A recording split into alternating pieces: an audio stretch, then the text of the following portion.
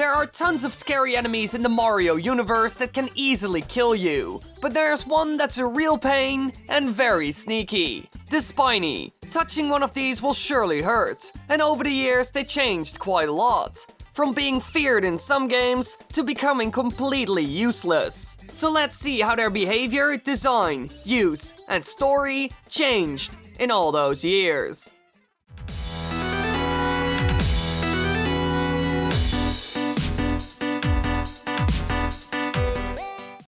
They were first seen in Super Mario Bros, and they are always thrown by Lakitus. These Spinies are only able to be beaten by a Fire Flower or Starman, as Mario will take damage if he tries to stomp on them. Most levels that have a Lakitu and Spiny combination have many long straightaways with very few places to hide. These levels also usually have one or more very high blocks to jump on the Lakitu, thus stopping the Spinies for a time.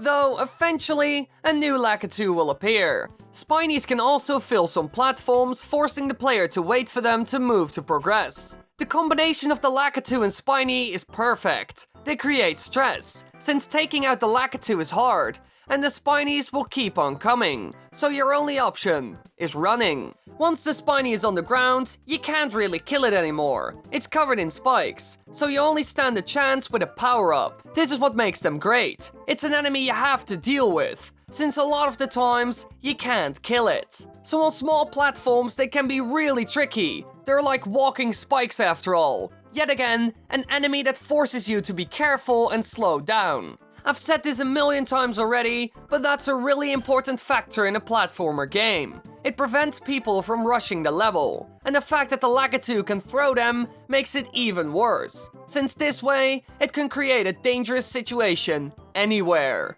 That's also why you mostly see them at long straightaways, since here your only real option is running, since there's nowhere to get away from the Spinies. This increases the pacing of the level, which is really good, since you can also have too much stuff that slows you down, and then it becomes tedious and boring. So essentially this enemy does both. It slows you down at some points, and at others it creates tension and excitement. It's a really good enemy for platformer games. Now after this, Nintendo released the odd Mario game, Super Mario Bros. 2. It's quite different from the previous, however, and the Spinies in it are exactly the same. But in the game after that one, Super Mario Bros. 3, they did some new and interesting things with them. They became even more versatile. Like Bussy Beetles, Spinies can now also hang from the ceiling, dropping down when Mario's close enough, and sliding on their shells. Essentially, they gained a surprise attack. They can now attack from above, and the first time that it happens, you don't really expect it. Yet again, this slows you down and acts as a fun, refreshing shock for the player. There's also a new subspecies of Spiny in this game called the Spiny Egg. It's a Spiny in a green egg that never hatched. It can move around and chase the player until it falls off a cliff or is hit by a shell, fireball, hammer, or Starman. So this is a bit of an Indiana Jones effect. No, we already did that one. Give me something new.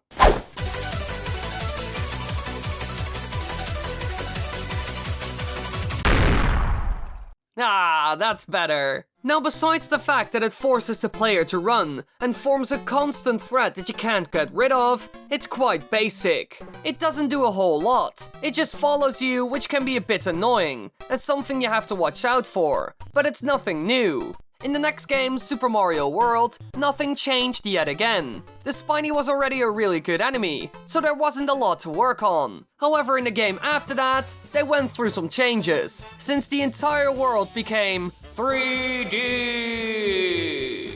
This has a huge effect on an enemy, since all of a sudden the player can go around things. And in some instances, the enemy has to be redesigned completely for it to work. Spinies make an appearance in Super Mario 64, however, they are seen rarely. They can only be found by a Lakitu in Tiny Huge Island and Rainbow Ride. When these Spinies are released by a Lakitu, they bounce twice and then start walking around slowly. Now in this game, the Spinies are almost unkillable. Even the otherwise impervious shiny shell will break if used against the Spiny. This makes them a huge threat if left unchecked. If the Lakitu keeps throwing them, then you will have a ton of them in no time. However, they are extremely slow, and to be honest, you can just ignore them and go to the objective.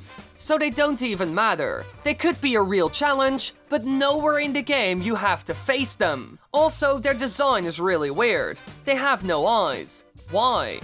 Well, it could be due to technical limitations with the graphics of the N64, since in the remake, eyes were added to the Spinies. Overall, they weren't used to their full potential in this game, which is a shame. And after this, things became a bit dull. They added some new things to the Spinies that were really cool, but also a lot of things that were really basic, boring, and borderline useless. For example, in New Super Mario Bros., they got a new ability. They can now float in the water by transforming into a spiny egg.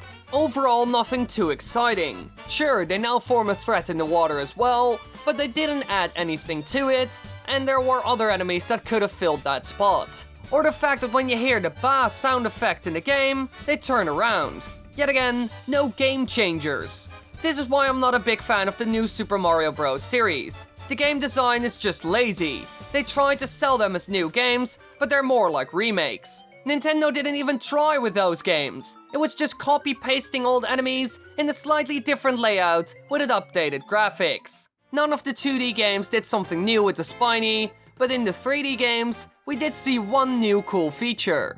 In Super Mario Galaxy 2, the player can now use Yoshi's tongue to grab the Spiny and hold it in Yoshi's mouth, after which Yoshi can spit it back out to attack other enemies. This is a really cool mechanic, since in the game, it's used to break certain glass spheres in order to progress in the level or to unlock bonus areas. In some scenarios, this requires some shooting skills, since you need to hit it from a distance. That's a really fun challenge for the player. It also makes the Spiny more versatile and useful. They're not just walking spikes anymore, but actually a tool. Sadly enough, the things they used it for were quite basic. They could have easily based an entire level around the long-distance shooting. The aiming mechanics in the game are quite good, so more difficult shots should be a fun and possible to do challenge. Sadly enough, they didn't do a whole lot with it. So as you can see, these little fellas are more important to the game than you might think. At first, they were well designed,